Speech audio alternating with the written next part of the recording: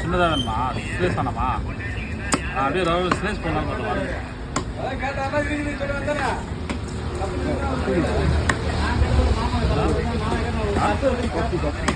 கத்தியா இந்த பேர் கத்தி ஏறாதான் கத்தி